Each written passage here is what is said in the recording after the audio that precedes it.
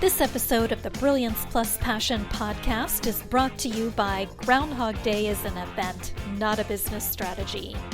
Are you ready to finally solve those pesky issues that keep holding back your business success and never seem to go away? Embrace the power of the S.P.R.I.N.G formula that unearths the issues and opportunities burrowed beneath the surface, and grow your business so you thrive from your intersection of your brilliance and your passion.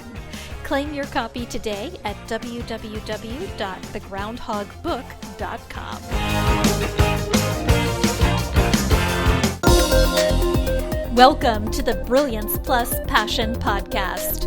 Join us as we celebrate entrepreneurs, business creators, and brilliant minds who reveal what they are doing to make the world a better place by being part of it. Be sure to visit our website at www.brilliancepluspassion.com. While you're there, subscribe to us via your favorite network.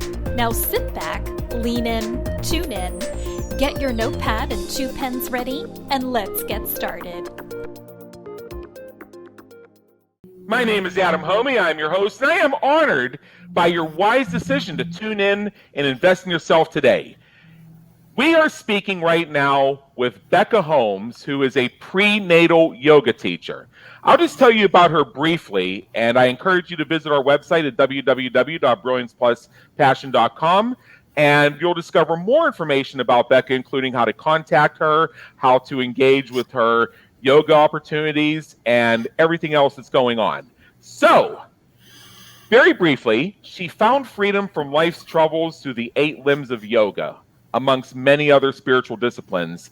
And today she's going to share with us a bit about what she's experienced with others, so they may speak, or you may seek and find their own freedom, your own freedom. Blah, blah, blah. I love changing tenses.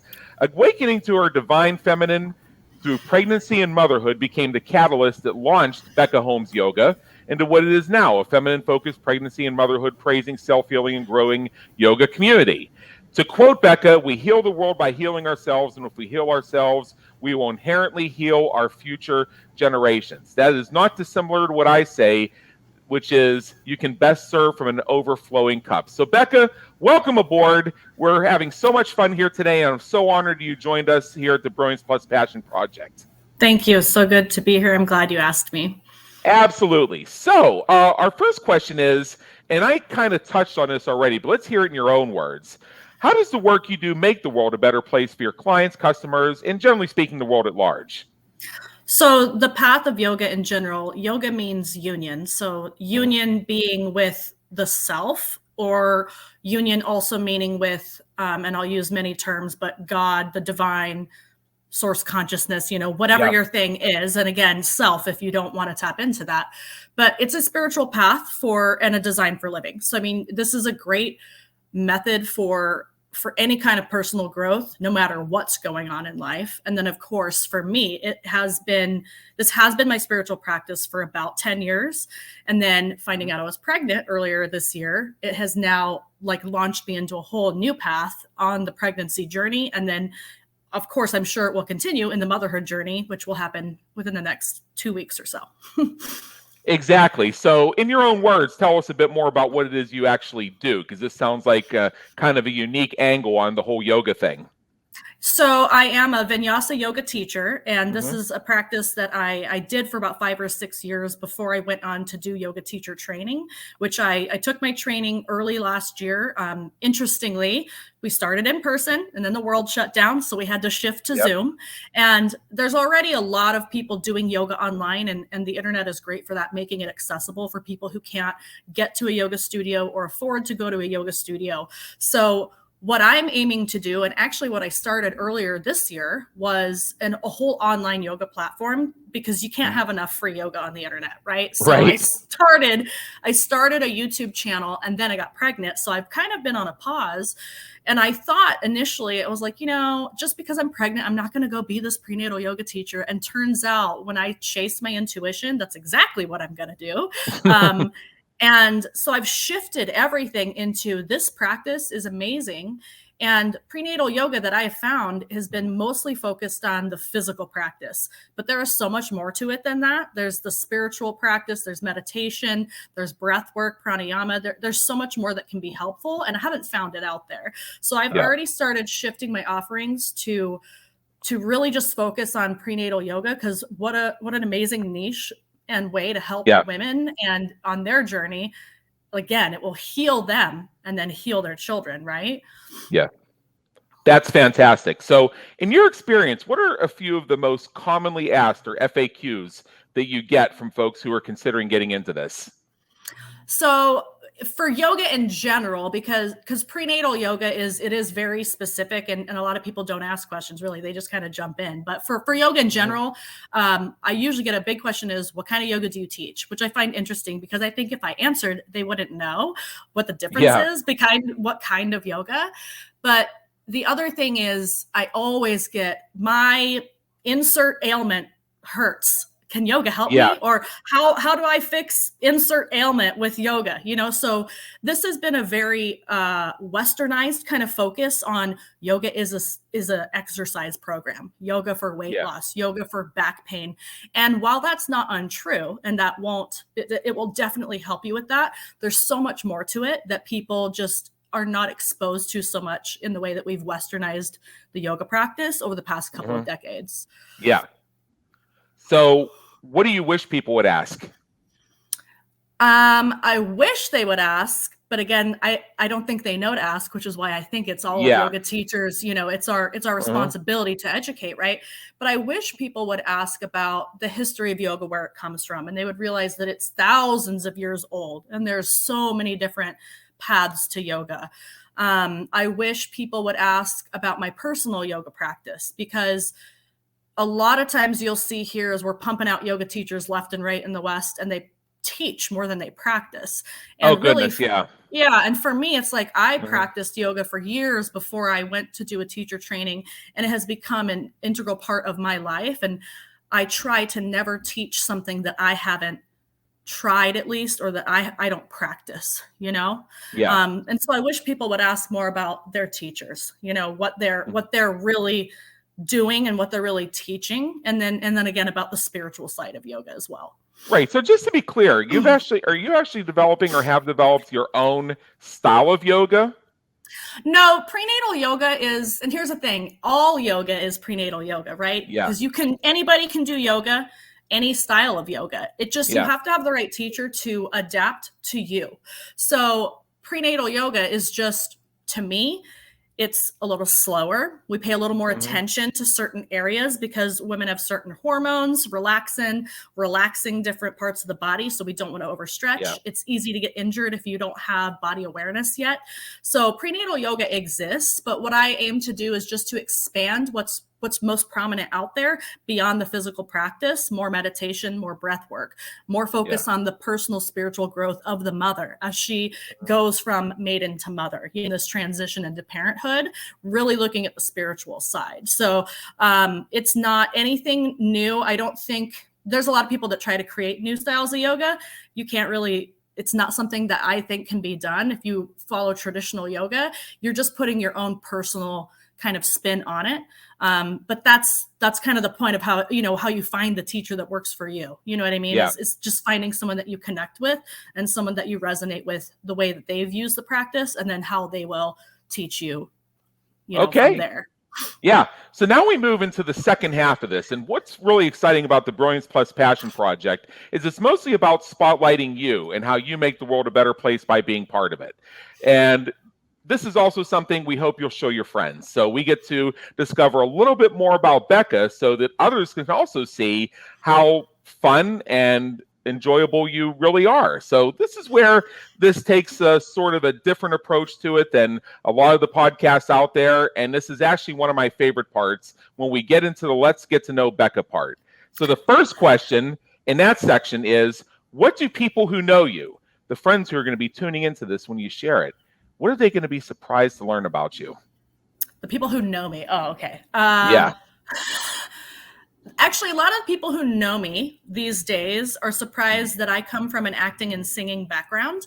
So this usually comes out like if we end up at karaoke and I go sing and they're like, what? So I have a very musical acting, kind of very arts background. I have a Bachelor of the Arts in theater, and it's funny, I would say I didn't do anything with it, but that's very applicable to a lot of the things I do, teaching, speaking on camera, like there's a lot of things I learned from that are helping me create these classes for YouTube. You know what I mean? So I think that's shocking to a lot of people. They're like, you can sing. And I'm like, well,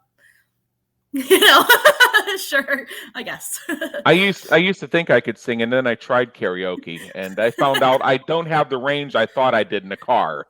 I know, it always sounds better by yourself in the car or shower. The last time I ever tried karaoke, me with my lack of that type of training attempted to get up on stage and sing Into the Night by Benny Mardones, which requires a 5-octave range to do. Oh, it's hard for even a professional. And then he saw the video. Oh, really? Now, as many of our listeners know, he was a good friend of mine, God rest him. And he the way he said it is, you got balls, kid. Nice. The implied message is, I know we're friends, but if you ever fuck with my song again. Nice. So at that point, I retired from karaoke.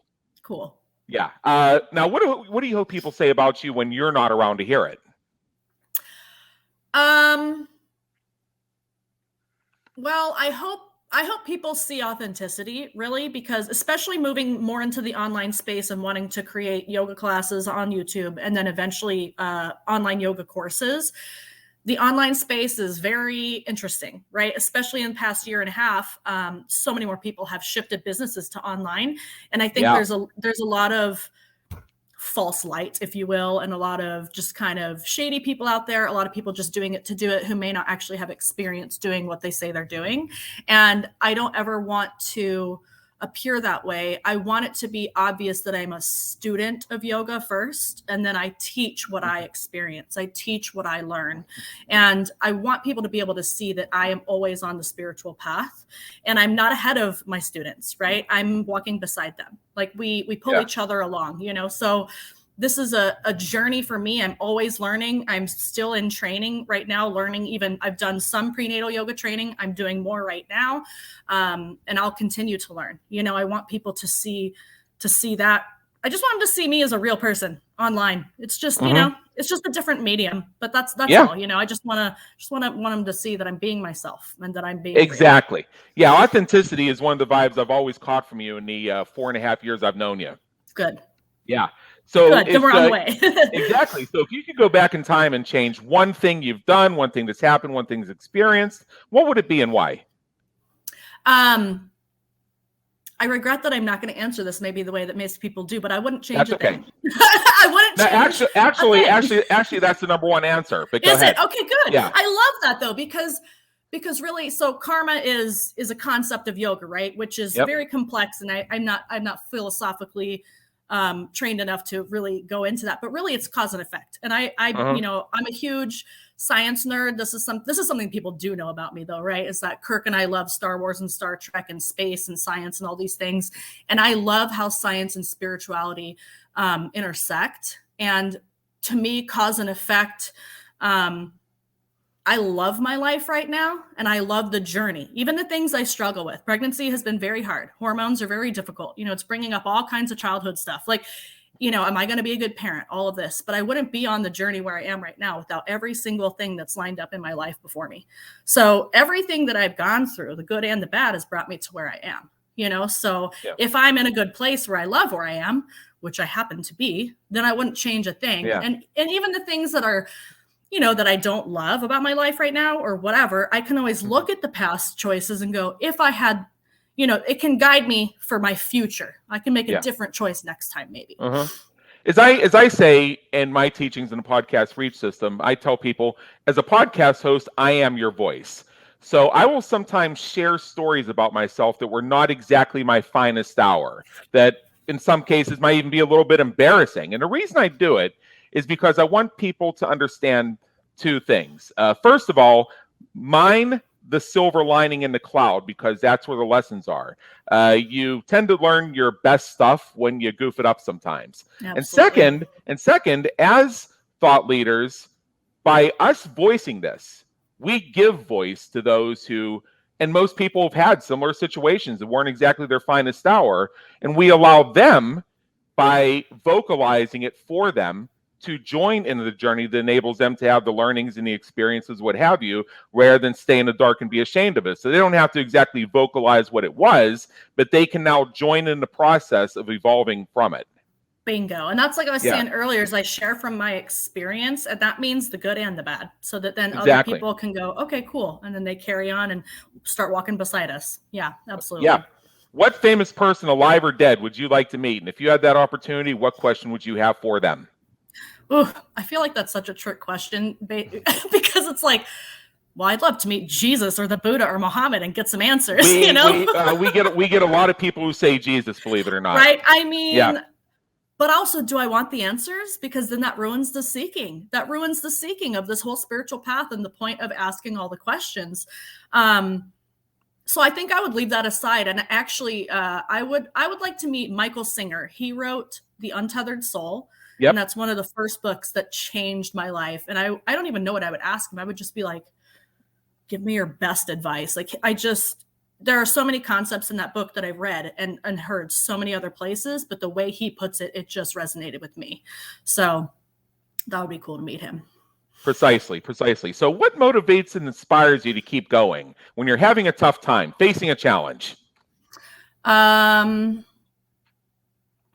Sometimes nothing. Honestly, sometimes, especially during pregnancy, it's really hard to be motivated and inspired when you're hormonal and tired and feeling like crap. And, so there have been so many times where I've just put the camera down, put the work aside, and said, I'm taking a nap. I'm going to cry it out and I'll try again tomorrow. Mm-hmm. And sometimes no action is the action to take, I think. Sometimes that is motivating. But ultimately, when I am in a good place, it's the fact that I know that I'm not here for me. I'm here to be of service to God's kids and humanity and other people. And if I can help even one person, that will keep me going, and it's funny. I had a friend just this morning text me actually about Michael Singer. And she was like, remember this book you told me about? And I was like, yes. So the fact that she remembers a conversation we had about this book that I was doing deep spiritual work in like 3 years ago, that's amazing. I just have to stay the spiritual path. And that does motivate me to continue on. Exactly. So I know you have an invitation for our listeners, and we will share that at the very end, which we're almost at. But in general, if you could urge our listeners to take one action as soon as they finish streaming this, other than taking you up on your invitation, which I'm about to share, what would that be? I would ask everyone to sit down wherever you are, close your eyes, and take a deep breath. Especially if you are in the hustle culture of the West, if you spend a lot of time on computers, go outside, get some vitamin D on your face, take a deep breath and just sit in awareness of the fact that you are a human having a spiritual experience on this earth, and just pause. Like, very rarely do people pause and just recognize I'm breathing, and that is yoga. That is a yoga practice. Just that pause and taking the deep breath and being aware. I'm inhaling. I'm exhaling. And then you've practiced yoga for the day.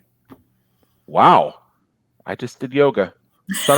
And I didn't have to stand on my head or do this or the thing with my thumbs or anything like that. Exactly. Wow, that's really cool.